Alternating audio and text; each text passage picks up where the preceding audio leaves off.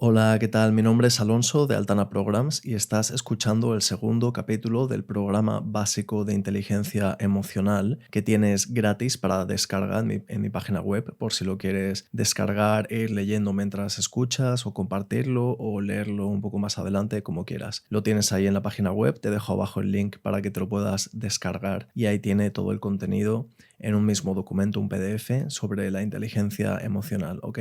En el primer capítulo hablamos sobre qué es la inteligencia emocional y la importancia que tiene en nuestras vidas. Hablamos también sobre los procesos, los pasos a seguir para gestionar las emociones más fuertes que podemos estar sintiendo. Y hablamos también una parte muy importante sobre la fisiología de las emociones, sobre cómo las emociones funcionan en nuestro cuerpo y en nuestra mente y cómo nuestra mente afecta a nuestro cuerpo y sobre todo cómo nuestro cuerpo también afecta a nuestra mente. Y en este capítulo pues vamos a retomarlo donde lo dejamos y vamos a comenzar hablando sobre cómo controlar la ansiedad y el estrés en una primera parte. Vamos a hablar sobre la parte del ego, de las ofensas, de por qué las personas se ofenden tanto hoy en día. Y vamos a hablar también sobre las herramientas un poco más prácticas. Seguramente tenga que hacer un tercer capítulo, porque si no sería demasiado largo. Así que simplemente pues voy a ir tirando y veremos hasta dónde llegamos, ¿vale? Pero bueno, seguramente haya una tercera parte, pero esta segunda y tercera parte pues van a ser un poquito más prácticas. Espero que lo disfrutes.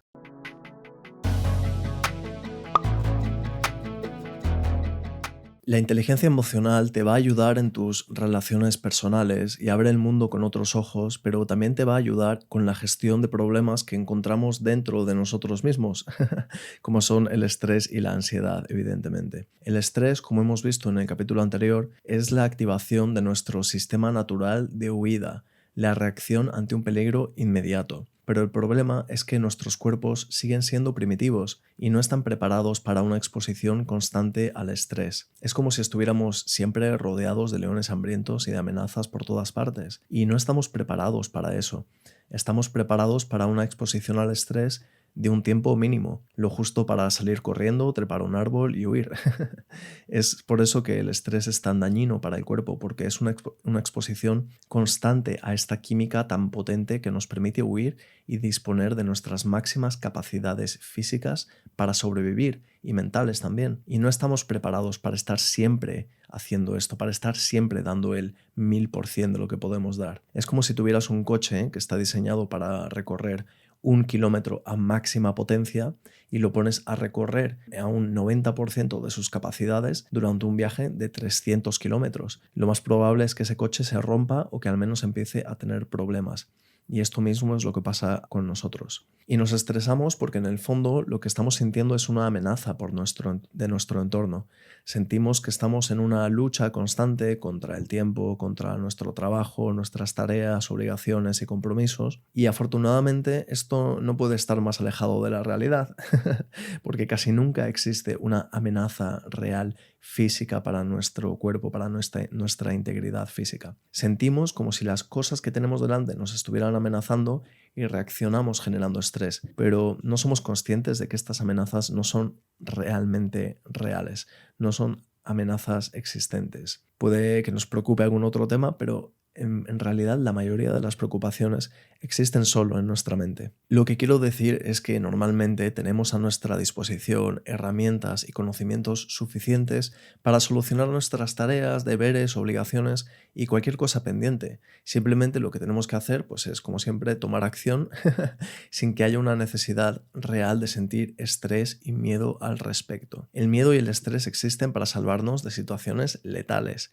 Si piensas en aquello que te estresa, pues seguramente te des cuenta de que no son amenazas letales. Es más, seguramente si piensas fríamente en las consecuencias de que efectivamente pasara eso que te preocupa, seguramente te des cuenta de que las consecuencias son en general poco importantes y que probablemente en un par de días, en un par de semanas y en un par de meses, el problema que te preocupaba o que te estresaba ya no exista o ya no tenga esa importancia que tiene hoy en día. Por otro lado, si tenemos muchas cosas en la cabeza, coger un papel y escribirlas o llevar una agenda de pendientes con una lista de tareas de pendientes ya será de gran ayuda porque nos ayuda a liberar espacio en la mente y reducir el estrés. Nuestra memoria de trabajo es muy limitada y pretender tener todo en la cabeza a la vez, además de que es imposible, pues fomentará una situación de alarma dentro de nosotros porque sentiremos que hay cosas que se nos escapan constantemente. Pero hay que tener en cuenta siempre, pues esto lo que digo.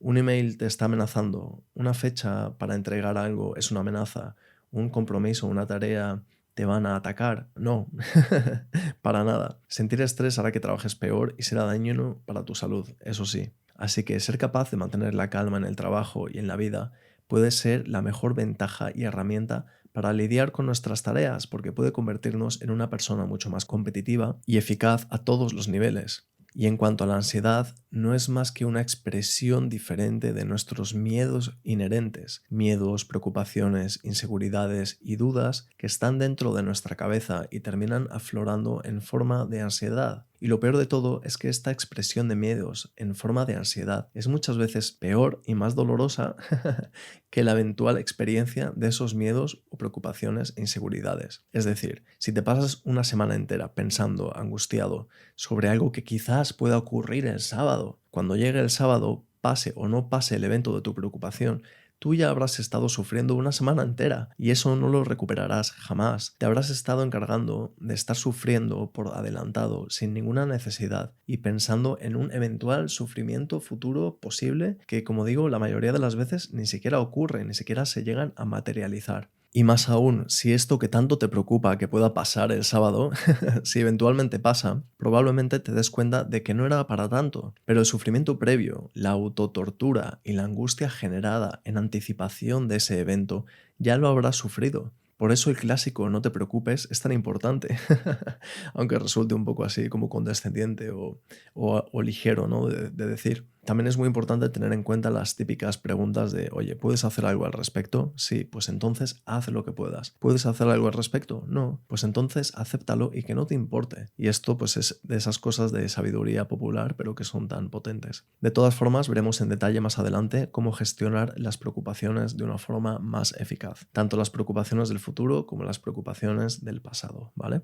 Esto es un tema muy importante que intentaré tocar en este capítulo y si no, pues en el capítulo siguiente. ¿Vale? Porque es diferente cómo afrontar las preocupaciones de cosas del futuro y las preocupaciones de cosas que ya han ocurrido en el pasado, pero que nos siguen carcomiendo la cabeza, ¿vale? Pero bueno, ahora vamos a pasar a la parte de las ofensas. El yo me ofendo. Este punto me parece básico para tener una inteligencia emocional completa y es perder el egocentrismo, o al menos aprender a controlarlo. Y esto es especialmente importante porque el mundo nos lleva en un sentido totalmente opuesto a esto. Hoy en día la expresión del yo está más maximizada que nunca. Nuestro Instagram, nuestro Facebook, nuestra imagen, nuestros vídeos, nuestras vacaciones, nuestras opiniones, nuestra historia que queremos contar, lo que yo quiero decir, etc. Y la verdad es que sobran ejemplos de este individualismo social que te voy a contar. Creo que esto ni siquiera no hace falta desarrollarlo. Todos sabemos que la sociedad ha convertido a las personas en individuos solitarios, egoístas, egocentristas, envidiosos y, desgraciadamente, profundamente infelices. Hay una falta de empatía increíble. La sociedad es individualista. Pasamos más tiempo pensando en qué decir que en escuchar lo que los otros nos están diciendo. Y solemos anteponer cualquiera de nuestros intereses a las necesidades de los demás y vaya, muchas otras cosas más que todos conocemos.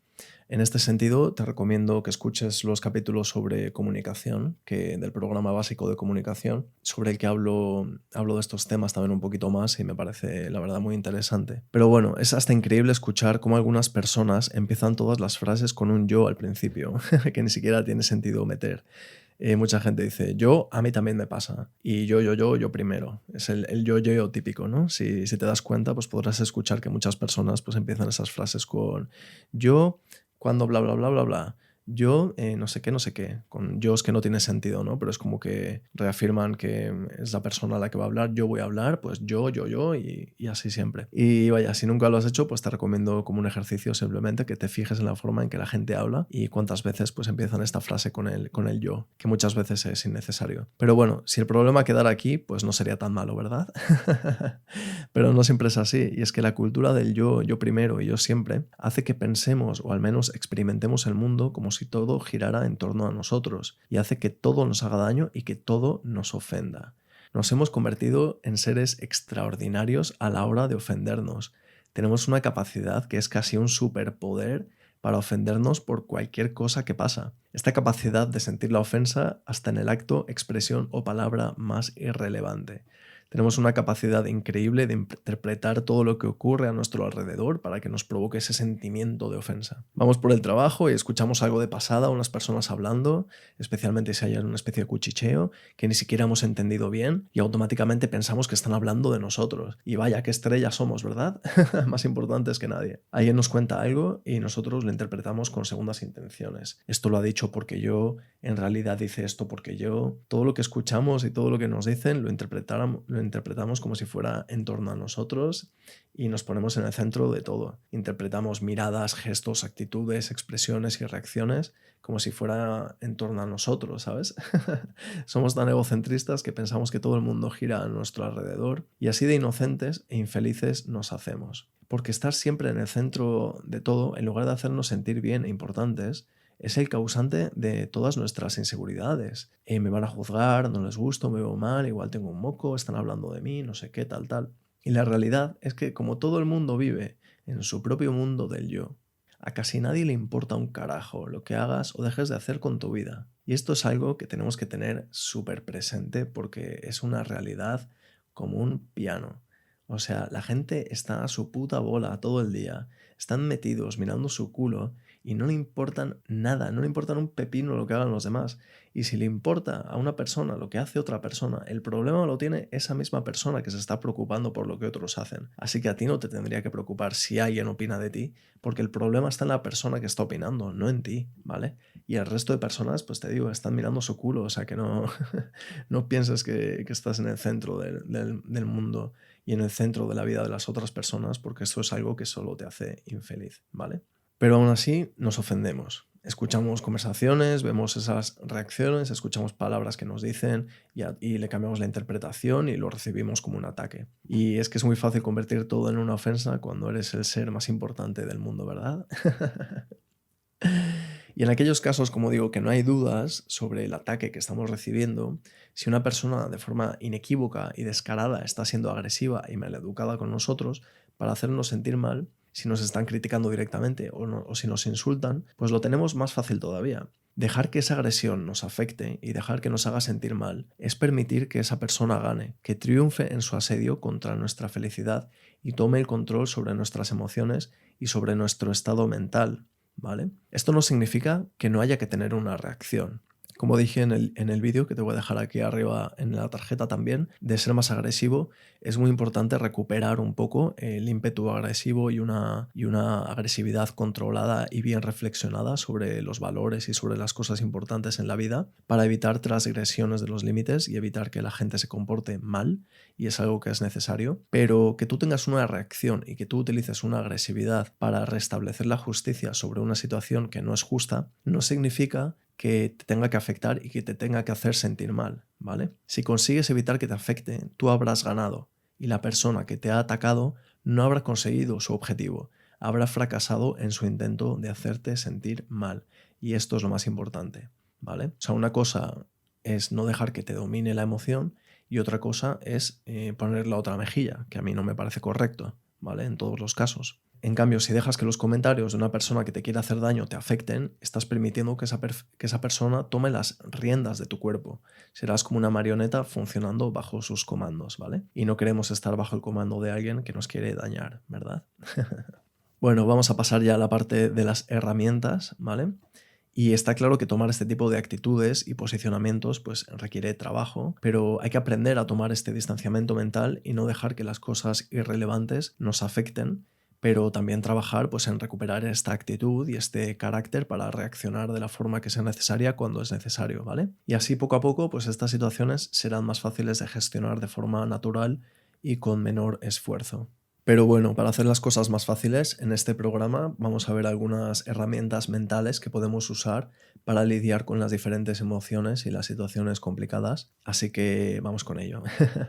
Gestionar emociones concretas ante las ofensas y los enfados. Teniendo en cuenta todo lo que acabamos de ver, para evitar sentirte enfadado u ofendido por otra persona, puedes aplicar las siguientes ideas. Primero, piensa si la persona que te ha ofendido es simplemente un poco limitada, incapaz o necia. Hay muchas veces que un acto de simple torpeza cognitiva de una persona nos puede ofender. Es probable que muchas veces una persona nos agreda o haga algo que nos haga sentir mal por pura torpeza, porque esa persona simplemente no sepa lo que está haciendo o no sea capaz de hacer las cosas correctamente. Y sin duda, pues es un fastidio. Pensemos, por ejemplo, en una persona conduciendo la autopista por el carril que no es, o conduciendo entre dos carriles, y evidentemente es un problema, pero no debemos sentirnos ofendidos o enfadados por esto, porque probablemente esa persona simplemente no sea capaz de hacerlo mejor. Tenemos que tener cuidado con esa persona, con ese conductor temerario y ya está, pero no sentir una ofensa personal. Piensa en el conductor medio y pregúntate qué tal conduce, ¿no? Pues conduce regular, como un conductor medio, ¿verdad? Pues ahora imagina que la mitad de las personas del mundo conducen peor que esa persona que te has imaginado. O sea que no podemos irnos ofendiendo cada vez que una persona conduce mal. También puedes pensar que quizás simplemente es una persona con una torpeza cognitiva muy severa que le impide sentir cualquier tipo de empatía, o quizás es simplemente tan jodidamente torpe que se haya distraído, ¿no? Si pienso en una persona incapaz de sentir empatía, no sentiría enfado u ofensa, no sentiría lástima por esa persona. Y si es pura torpeza por lo que nos ha ofendido, pues todavía más, ¿no? Sentir enfados y ofensas por actos de torpeza cognitiva es como sentirse enfadado por una ofensa que te haga un bebé. ¿Te sentirías enfadado con una persona con una capacidad cognitiva tan limitada que no sabe lo que dice o lo que hace? Claro que no, sentirías compasión por esa persona. Sin embargo, si dejas que estas cosas te ofendan, significa que tu capacidad cognitiva está al menos al mismo nivel, ¿vale? Y como ya hemos visto anteriormente, en ninguno de estos casos nuestro enfado va a cambiar la situación, ni va a hacer que la persona torpe deje de actuar como actúa, y sentirse ofendido por la torpeza ajena es simplemente tan innecesario como inútil. La segunda idea que podemos aplicar es ser conscientes de nuestra visión limitada del mundo. Otra herramienta interesante para no sentir ofensas personales es ser conscientes de que desconocemos la circunstancia personal que una persona está viviendo. Puedes estar en el supermercado y sentir que la persona atendiendo está siendo poco amable, que no sonríe y que cuando le digas gracias quizás ni te conteste. Y has de ser consciente que no sabes por qué pasa eso. Debes saber que tienes una visión limitada de la realidad y desconoces la mayoría de las variables en juego. No sabes si esa actitud es causada por tu presencia, que probablemente no, porque como ya hemos visto a casi nadie le importan los demás, o si la persona te atiende o tiene esa actitud tan negativa porque tiene dolor de estómago o está estreñida, yo qué sé, o porque ha dormido mal, o porque tiene a su hijo sacando malas notas, o por cualquier otra circunstancia que haga que esa persona en ese momento específico se comporte de esa manera. Incluso puede ser que sea simplemente una persona amargada. Y si es así, pues piensa en todo lo que estará sufriendo con sus amarguras. Piensa en lo que debe sufrir cada día de su vida con esa amargura, con esa vida en una lucha constante. De nuevo, pues hay que sentir compasión por una persona así y no una ofensa propia. No extralimitar nuestro ego fuera de nuestro cuerpo y de nuestra esencia. Piensa simplemente en lo desgraciado que debe ser tener una vida tan amargada, ¿vale? Y es mejor, pues eso, sentir compasión y lástima en lugar de dejar que el enfado penetre. Si sientes rabia contra una persona amargada porque esa persona sea amargada, paradójicamente te conviertes también en una persona amargada y deberías sentir rabia también contra ti. Pero en cualquier caso, lo que está claro es que tú no sabes por qué esa persona actúa como es, por qué tiene cierta actitud. No conoces la realidad de todo ni tienes la visión completa de las cosas.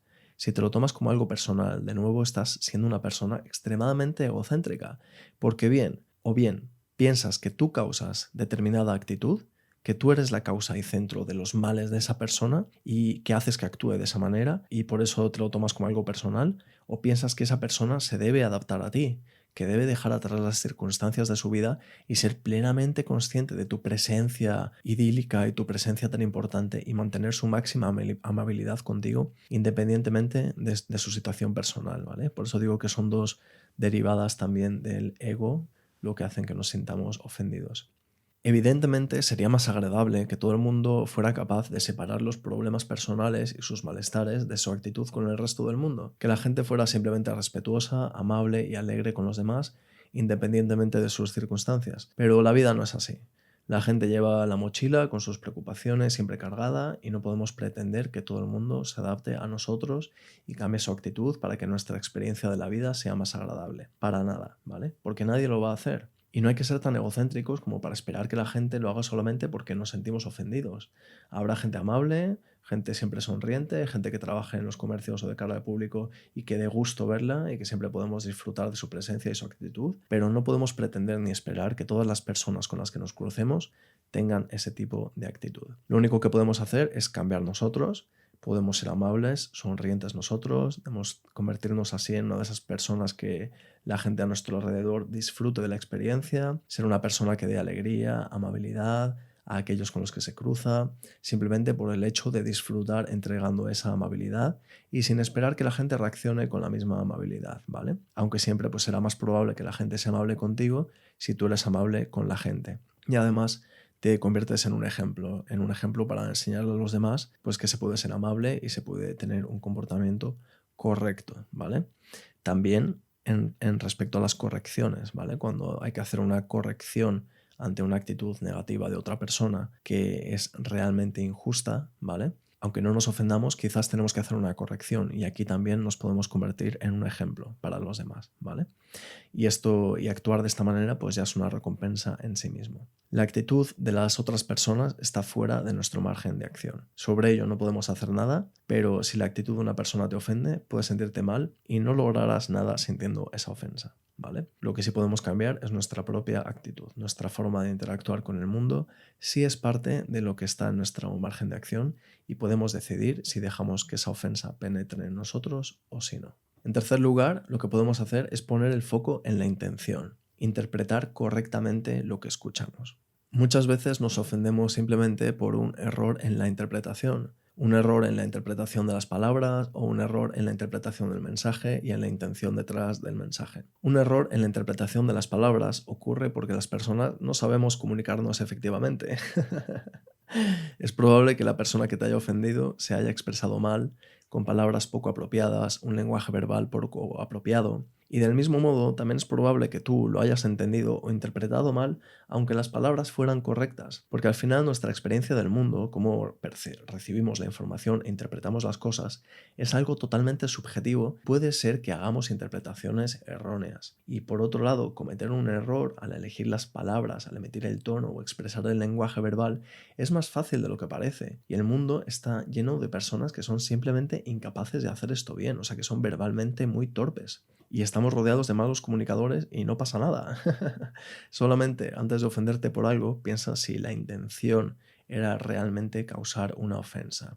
Hay que pensar en eso, el motivo detrás del mensaje, cuál es la intención, cuál es el objetivo de esa comunicación. Pregúntate si la forma que se ha emitido el mensaje fue correcta y pregúntate también si tu interpretación fue correcta.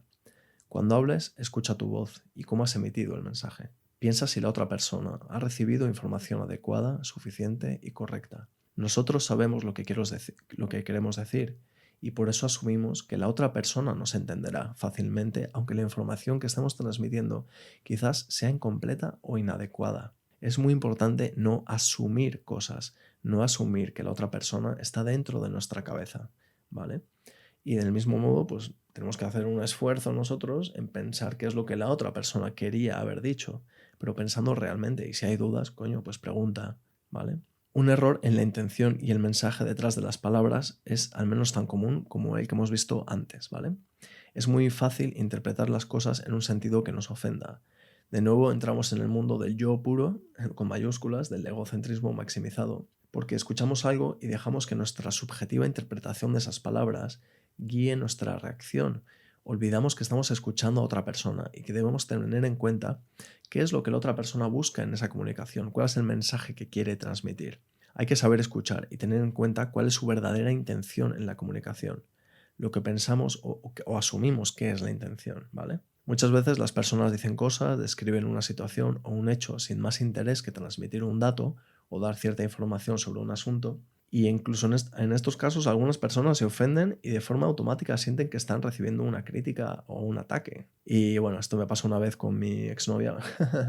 Una vez me pasó que estaba cortando unos tomates en su casa, y simplemente pues comenté que el cuchillo que estaba usando para cortar los tomates no cortaba, porque el cuchillo no cortaba.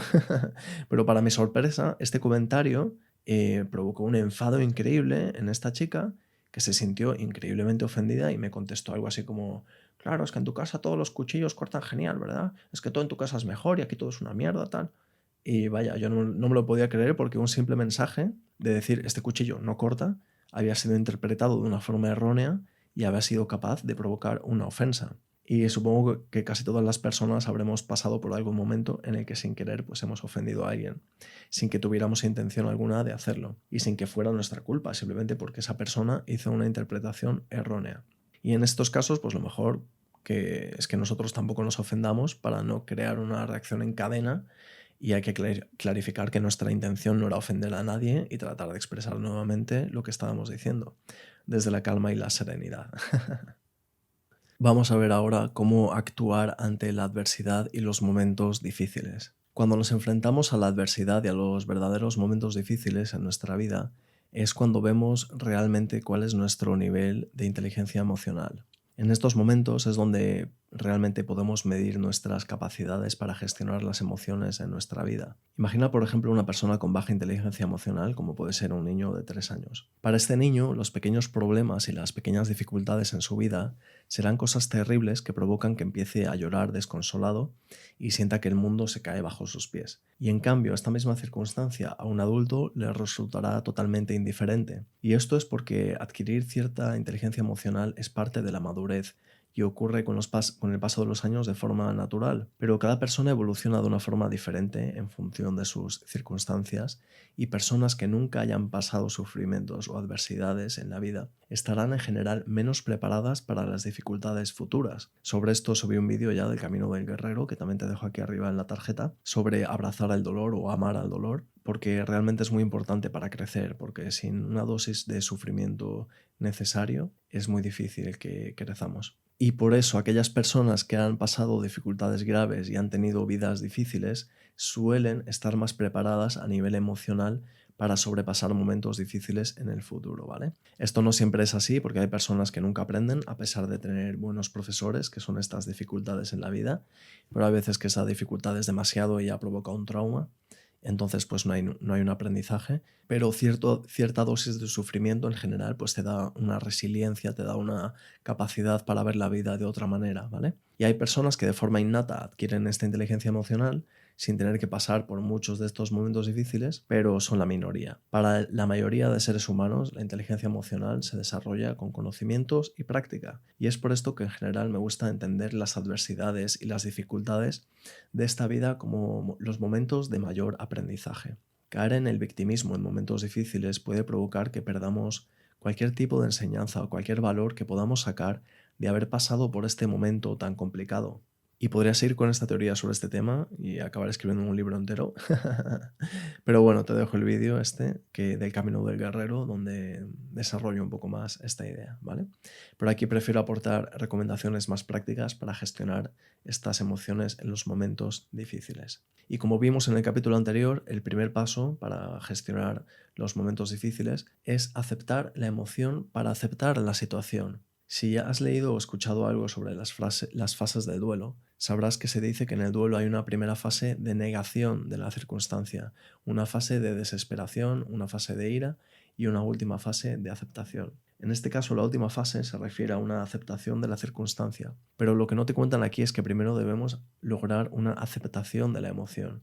Cuando algo malo nos pasa, cuando estamos pasando por una circunstancia difícil, debemos ser capaces de aceptar que nos sintamos de determinada manera. Debemos sentir nuestra emoción y decir, está bien que te sientas así y es normal, o sea, te acaba de pasar una putada increíble en la vida y es normal que estés triste, es normal que tengas una situación emocional jodida ahora mismo. Y en ese momento empezamos a experimentar cómo reacciona nuestro cuerpo y nuestra mente ante la emoción concreta, sin juzgar si está bien o si está mal, sin hacer juicios de ningún tipo, simplemente pues observando cómo nos está afectando esto a nuestra forma de pensar, cómo se siente en el cuerpo esa sensación tan dura. Pero en el momento que empezamos a hacer esto, empezamos a sentir un alivio porque nos dejamos de castigar por sentirnos de determinada manera Y por eso aceptar la emoción es el primer paso antes de poder aceptar una circunstancia difícil, un momento de adversidad. El segundo punto, una vez que hemos aceptado nuestra emoción y estamos en paz con nosotros mismos por haber hecho esto, podemos continuar con el trabajo y comenzar con la evaluación de la situación. Podemos empezar a aterrizar. Esta evaluación debe constar de varios pasos y hay que pasar por todos ellos porque si no, pues no avanzaremos. Primero, de nuevo, es evaluar nuestra capacidad de control de la circunstancia y tomar medidas si podemos tomarlas o hay algo que hacer, o simplemente aceptar la circunstancia si no podemos hacer nada al respecto. En segundo lugar, es evaluar la imagen completa. En segundo punto, debemos empezar a poner algo de perspectiva y evaluar la situación con un poquito de distancia, intentando ver la imagen completa de lo que estamos viviendo. Esto lo veremos en detalle en la última parte, en el repaso de las herramientas generales, que yo creo que será en el siguiente capítulo. Pero bueno, la cosa es, por ejemplo, si se ha muerto un familiar muy cercano, pues una vez que has hecho los otros puntos, pues empezar a ver las cosas con un poquito más de distancia y darte cuenta pues que la vida sigue, ¿no? O sea, con mucho dolor y todo eso, y está bien que haya dolor, pero ver las cosas con un poco de distancia. Oye, la vida sigue, ¿no? Es un proceso natural. En tercer lugar, hay que evaluar el foco. Hay que pensar también si estamos viendo la circunstancia con el foco correcto. Quizás estamos viendo demasiado la parte mala y dejamos que se coma la parte positiva que hay. A veces será difícil aceptar que hay una parte positiva de una situación adversa o de una situación difícil, pero pocas veces habrá algo que no tenga una situación positiva de la mano. Quizás pues el único caso pues es cuando fallezca una persona cercana, pues que realmente sí que no hay nada positivo o no hay nada positivo con relevancia suficiente, ¿no? Pero bueno, en otros casos pues quizás nuestra escala de valor está mal ajustada y no somos conscientes de que estamos dejando que algo nos afecte demasiado. Cuando en realidad si tuviéramos quizás una escala de valores diferente, pues no nos sentiríamos tan mal. Yo qué sé, me estoy imaginando cosas materiales, como por ejemplo que tienes un cochazo, yo qué sé, y te lo rayan, ¿no? O tienes yo qué sé, un superordenador y se te estropea. Pues sí, es una putada, pero no es una de las cosas más importantes en la vida. Ya una vez que hemos aceptado la emoción y ya hemos hecho los 3 pasos de la evaluación, el siguiente punto que tenemos que hacer es buscar un aprendizaje. Nadie quiere pasar por situaciones difíciles o complicadas, o en general preferimos evitarlas, pero si ya estamos en una situación así, lo mejor que podemos hacer es conseguir algo bueno de esta circunstancia, y esto suele ser un aprendizaje. Tras aceptar la emoción y evaluar la circunstancia completa, piensa y pregúntate realmente qué puedo sacar en positivo de todo esto. Y es cierto que independientemente de lo extrema y dolorosa que pueda ser una circunstancia, siempre se puede sacar algo bueno de los momentos difíciles, aunque ni siquiera seamos conscientes de ello. Quizás incluso ante la muerte de una persona cercana, podamos aprender a disfrutar más del tiempo con las otras personas que tenemos cerca, que todavía están con nosotros, y a disfrutar de los momentos con esas personas con mayor intensidad, ¿vale? Y luego ya, en cuarto lugar, te diría cuestiónate. El siguiente paso es volvernos un poco más duros contra nosotros mismos. Ya hemos aceptado que tenemos una emoción, ya hemos evaluado la circunstancia, ya hemos visto si podemos sacar un aprendizaje al respecto, pero llegados a este punto, aunque probablemente te sientas mejor, si no es el caso, debemos ser capaces de cuestionarnos a nosotros mismos y debemos empezar a preguntarnos si nos estamos victimizando, si tenemos realmente razones para sentirnos así y si estamos evaluando la circunstancia correctamente. Y esto es muy relevante, porque si hacemos esto de forma correcta y con valentía, podremos ver que en muchos casos somos nosotros mismos la causa de nuestro sufrimiento, pero que lo estamos achacando a factores externos. Por poner un ejemplo extremo, veamos el caso de que has perdido a un familiar o a una persona realmente cercana. En este caso, evidentemente, deberás pasar un duelo. Te sentirás mal y experimentarás sensaciones muy duras y difíciles de controlar. Y esto está bien, es normal y no debe ser de otra forma. Pero poco a poco deberás comenzar a evaluar y deberás comenzar a aprender a vivir de esta vida de nuevo, con esta nueva forma, sin esa persona. Y aquí deberás cuestionarte si debes seguir sintiendo esa tristeza o si no. Tu vida ha seguido, pero si no dejas pasar la tristeza, habrás fallecido junto a la persona porque habrás dejado de vivir. Por eso, lo mejor que puedes hacer es celebrar la vida que esa persona vivió, celebrar haber sido parte de ella y celebrar las memorias que tienes. Y seguir viviendo feliz es la mejor forma de honrar a esa persona que se ha ido. Y por eso cuestionarse implica valentía, porque implica aceptar la vergüenza de ser feliz, implica aceptar la vergüenza de que estamos equivocados en nuestra tristeza infinita y la vergüenza de que hasta cierto punto no somos mejores que un niño de 3 años. Cuestionarse es dar ese último paso, es evaluar si tenemos razón en nuestras razones. Pero esto es el verdadero aprendizaje y esto es lo que realmente te permitirá seguir avanzando. Y bueno, vamos a dejar aquí el capítulo de hoy, porque ya se está haciendo demasiado largo otra vez. Así que vaya, voy a tener que dejar otra vez para el siguiente capítulo la parte de gestionar emociones concretas de la preocupación y la ansiedad, preocupaciones del futuro y preocupaciones del pasado, que va a ser la parte más gorda del capítulo de la semana, o sea, de la semana que viene, sí, seguramente. Del siguiente capítulo, claro, para ti eso te da igual, pero como yo voy subiéndolo semana a semana, pues será la semana siguiente a la semana de este capítulo, ¿vale? Y veremos también unas herramientas, una colección de las herramientas en general para gestionar nuestras emociones y hablaremos un poquito también sobre cómo la meditación nos puede ayudar con el tema de la gestión emocional, ¿vale? Bueno, espero que este capítulo te haya gustado, espero que estés aquí para el capítulo de la semana que viene y muchas gracias por quedarte hasta el final. Nos vemos en Altana Programs. Un abrazo.